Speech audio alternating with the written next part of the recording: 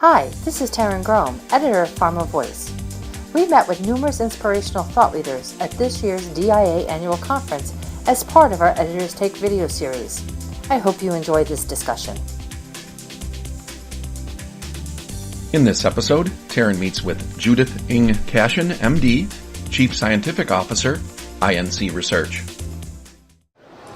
Hi, welcome to Chicago and the 2017 DIA conference. I understand you're a new board member. Tell us a little bit about what you're doing. Well, thank you so much. It's just a thrill to be here and to be amongst all these dedicated healthcare professionals and the enthusiasm around, what we're trying to do with DIA, providing that neutral platform through which people can come together and share ideas and best practices is really just what I think the industry needs. And I couldn't be more thrilled to be a new part of the board of directors. So I'm pleased to be talking to you at Pharma Voice and really representing DIA as well as, my company here. Well, congratulations to you.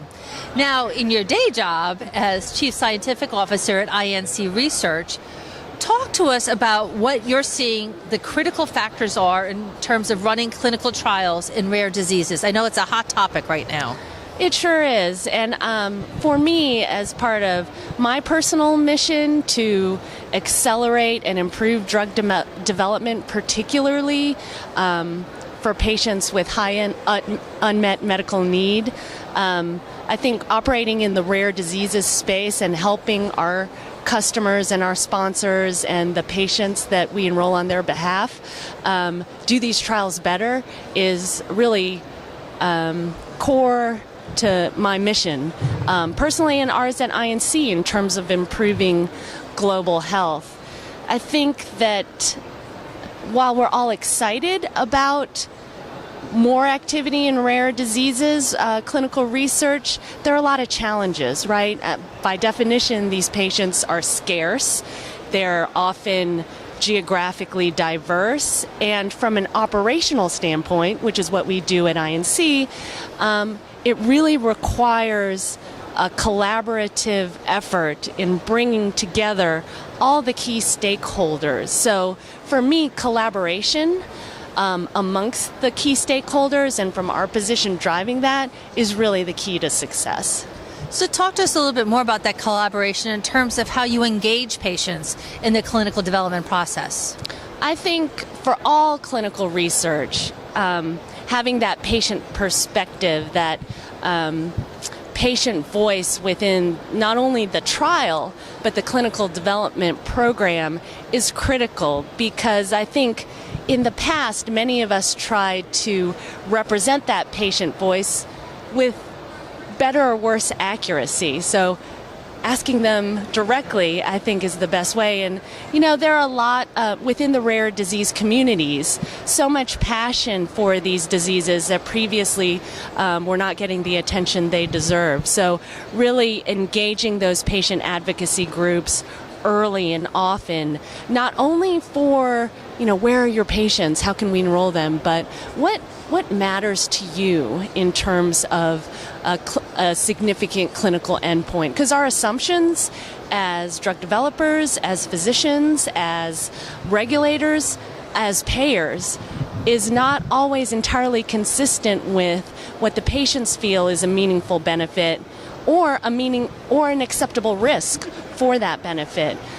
So that voice throughout development and including defining the value of a new therapy, I think, is critical. You mentioned one of the key stakeholders in terms of that patient advocacy group, but who are some of the other stakeholders in rare disease clinical development?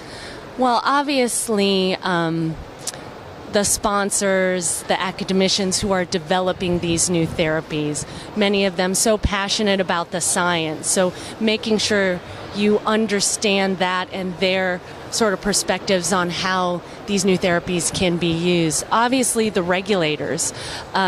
For many of these rare diseases, it's uncharted waters. What are the appropriate endpoints? What constitutes when the study populations are so small and so scarce?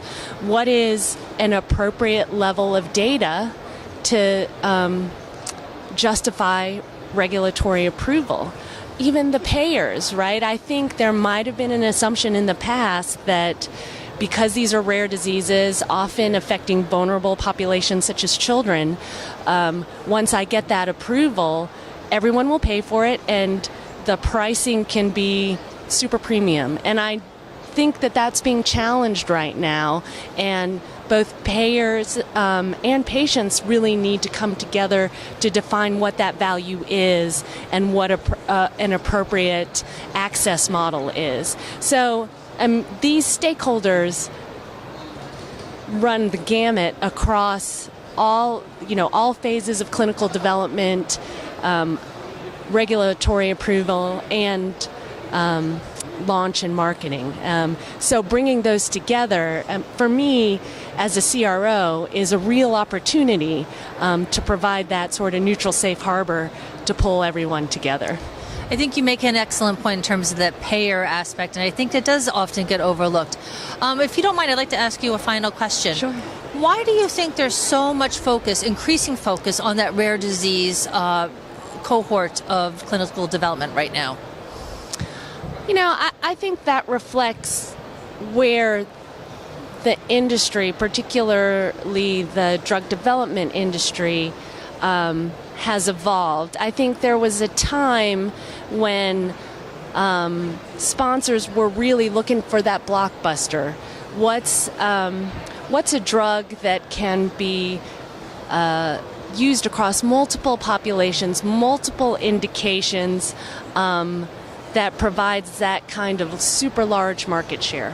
I think with the advancement of genomic sciences, with pharmacogenetics, there's really, and the influence of payers to say, we really want something that provides incremental value over what's available.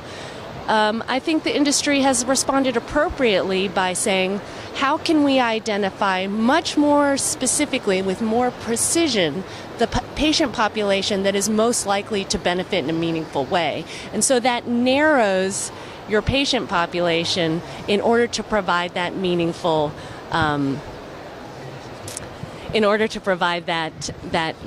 clinical outcome. And I think, all those words I just said kind of pushes you towards rare diseases. I think on top of that, the regulators responding to that medical need in these patients who've been underserved by drug development, and having, orphan drug status and breakthrough therapies and, other sorts of approval incentives has really moved the needle for people to be involved in this kind of research.